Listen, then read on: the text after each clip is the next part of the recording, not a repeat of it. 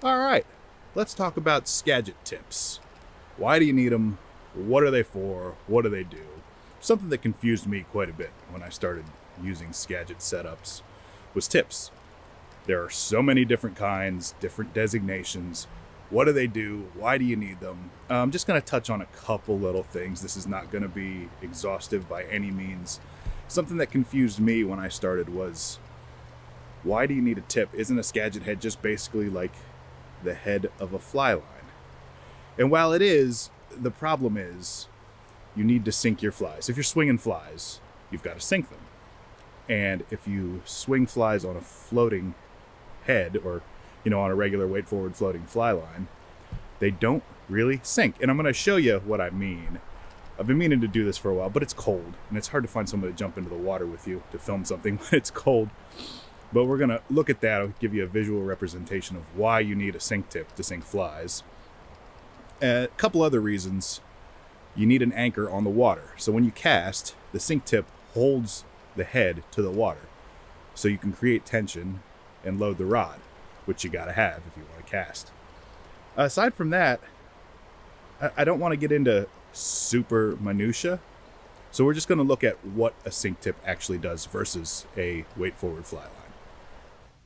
All right, so here we've got a chartreuse meat whistle on a weight forward line.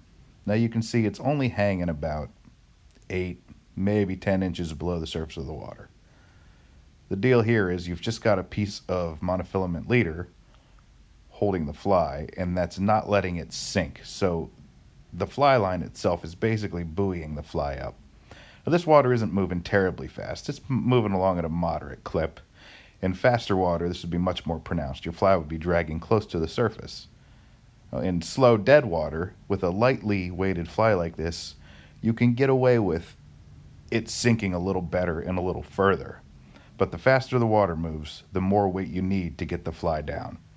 And that's why in a big rushing river, fishing for steelhead or something, you can't use anything but a heavy sink tip. Take a look at a sink tip in the same conditions.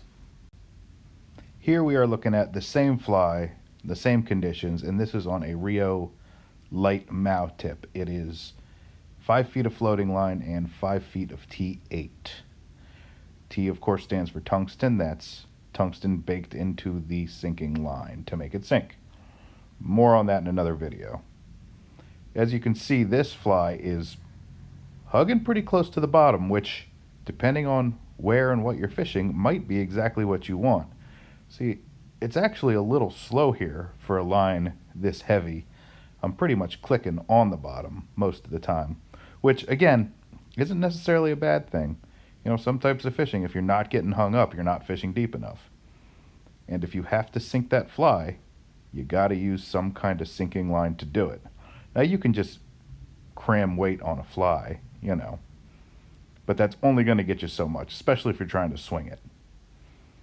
So, the moral of the story, you've got to use a sink tip if you want to swing flies on a Skagit head and get them to any depth.